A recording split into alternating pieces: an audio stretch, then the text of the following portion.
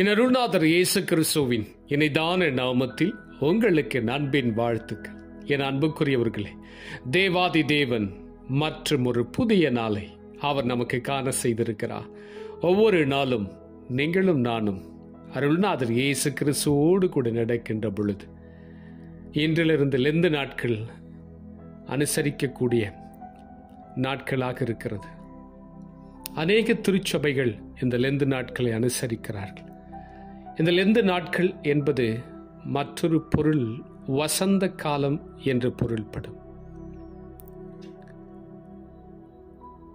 இந்த லெந்து நாட்களில் அநேகர் உபவாசம் இருப்பார்கள். சிலர் ஒருவேளை இருப்பார்கள். சிலர் மாமிசம் புசியாமல் இருப்பார்கள். சிலர் எந்த ஒரு நல்ல காரியங்களும் இந்த 40 நாட்களில் செய்ய மாட்டார்கள். இப்படி இந்த லெந்து நாட்கள் உபவாச நாட்களை அனுசரிக்கக்கூடிய நாட்களாக இருக்கட்டும். ஆனாலும் நம்முடைய ஆவிக்குரிய வாழ்க்கையில் தேவனோடு கூடிய நடக்கக்கூடிய நாட்கள், நம்மை நாமே ஆராய்ந்து பார்க்கக்கூடிய ஒரு நாட்களாக இந்த லெந்து நாட்கள் உங்களுக்கும் எனக்கும் இருக்கட்டும். வேதம் சொல்கிறது, எரேமியா எழுதின தீர்க்கதரிசியின் புஸ்தகம் 31ஆம் அதிகாரம் 3வது வசனத்தை வாசித்து பாருங்கள். அநாதி சிநேகத்தால் உன்னை சிநேகித்தேன், ஆதலால் காருண்யத்தினால் உன்னை இழுத்துக் கொள்கிறேன் என்று தேவன் சொல்கிறார். என் அன்புக்குரியவர்களே, தேவாதி தேவன் அநாதி சிநேகத்தினாலே நம்மை சிநேகிக்கிறாராம். இஸ்ரவேல் ஜனங்கள் எகிப்தின் அடிமைத்தனத்தில் இருக்கிற பொழுது தேவன் அவருடைய கூக்குரல் சத்தத்தை கேட்டார்.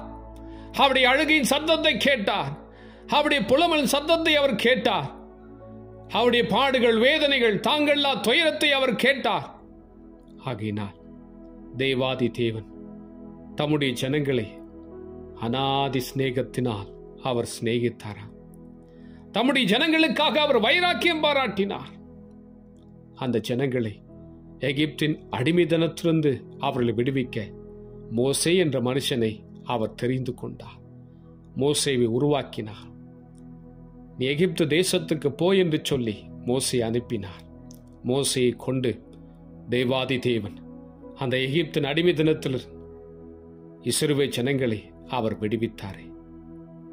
என் தேவாதி தேவன் இன்றைக்கும் உங்கள் நடுவிலே அவர் இருக்கிறார். அநாதி சிநேகத்தினால் உங்களை அவர் சிநேகிக்கிறார்.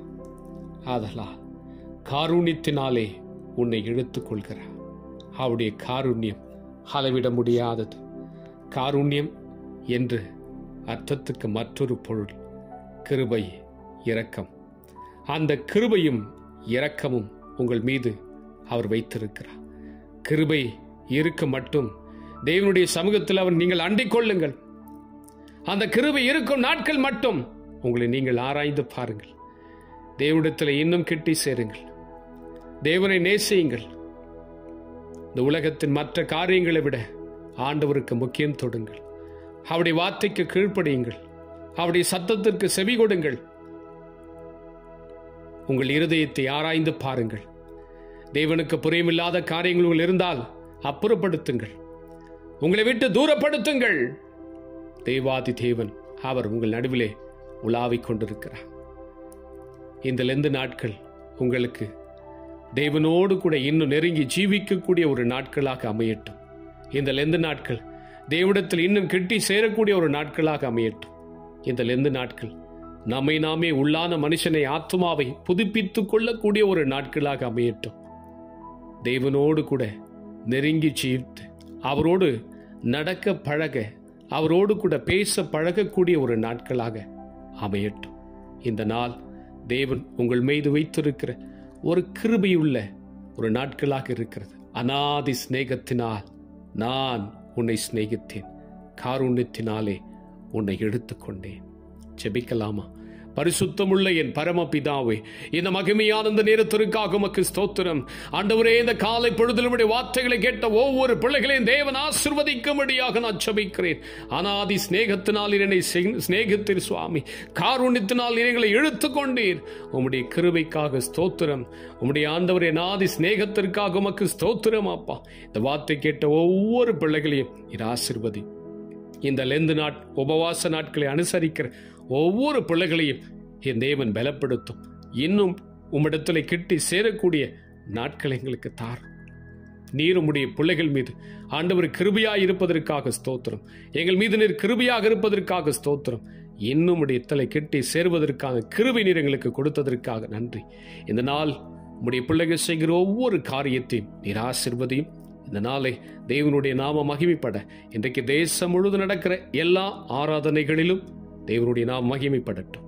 உடைய ஆளுகைக்கு இந்த வார்த்தை கேட்ட ஒவ்வொரு பிள்ளைகளுடைய ஆவி, ஆத்மா, சரீரம் ஒப்புவிக்கிறேன். இயேசு கிறிஸ்துவின் மூலம் வேண்டிக் கொள்கிறேன் பிதாவே. ஆமேன், ஆமேன். என் அன்புக்குரியவர்களே, அநாதி சிநேகத்தினால் தேவாதி தேவன் உங்களையும் என்னையும் சிநேகித்தார். God bless you.